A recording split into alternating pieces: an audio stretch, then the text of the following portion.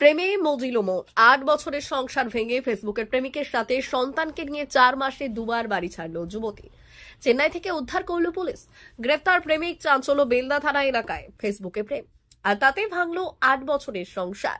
নিজের ৭ বছরের সন্তানকে নিয়ে ঘর ছাড়লো এক যুবতী। মাসখানেকের পর চেন্নাই থেকে মেয়ে সহ যুবতীকে উদ্ধার করে পুলিশ।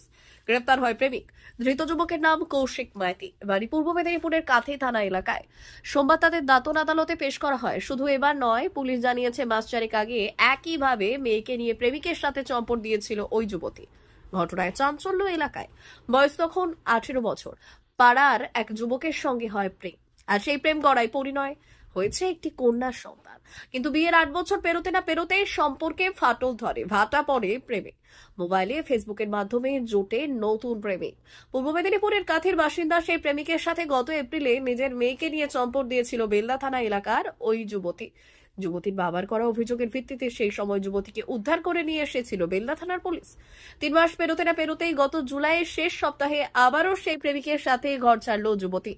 সাথে নিয়ে গেল ৭ বছরের মেয়েকে। অভিযোগ দায়ের হয় বেলদা থানার অন্তর্গত জোড়াগেরিয়া ফাঁড়িতে। অভিযোগের ভিত্তিতে তদন্তে নামে পুলিশ। তাদের খোঁজ পেতে এবার রীতিমতো বেগ পেতে হয় পুলিশকে। একাধিকবার মোবাইলে সিম পাল্টে জায়গা বদলে পুলিশকে ধোঁকা দেয় তারা। প্রায় ১ মাস পর শেষমেশ ৯ সেপ্টেম্বরে চেন্নাই এয়ারপোর্ট এলাকা থেকে তাদের উদ্ধার করে পুলিশ। স্থানীয় আদালতে পেশ করে ট্রানজিট রিমান্ডে নিয়ে এসে সোমবার দাঁতন আদালতে পেশ করা হয়। ধৃত যুবককে ১৪ দিনের জেল হেফাজতের নির্দেশ দেয় আদালত। অপরদিকে ওই যুবতী ও তার মেয়েকে ব্যক্তিগত বন্ডে ছেড়ে দেওয়া হয়। ঘটনায় চাঞ্চল্য ছড়িয়েছে এলাকায়।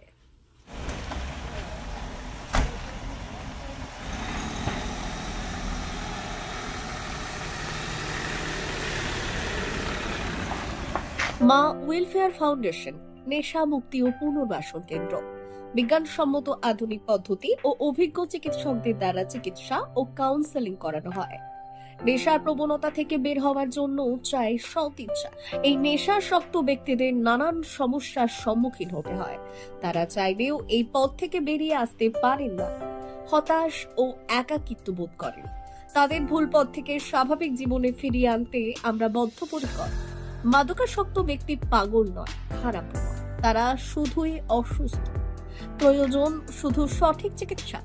আপনার সন্তান কোথায় যায়, কাদের সাথে চলাফেরা করে, নিয়মিত স্কুল কলেজ যায় কিনা, অপ্রয়োজনে বাড়ির বাইরে থাকে কিনা, অস্বাভাবিক জীবন যাপন করে কিনা, আপনি যা অর্থ দেন তা সঠিকভাবে ব্যয় করে কিনা, পারিবারিক অশান্তি, শারীরিক অত্যাচার, স্ত্রী পরিজনকে অকারণে সন্দেহ, অবিশ্বাস, কর্মক্ষেত্রে অবনতি, মাত্রাতিরিক্ত আর্থিক চাহিদা বেড়ে গেছে।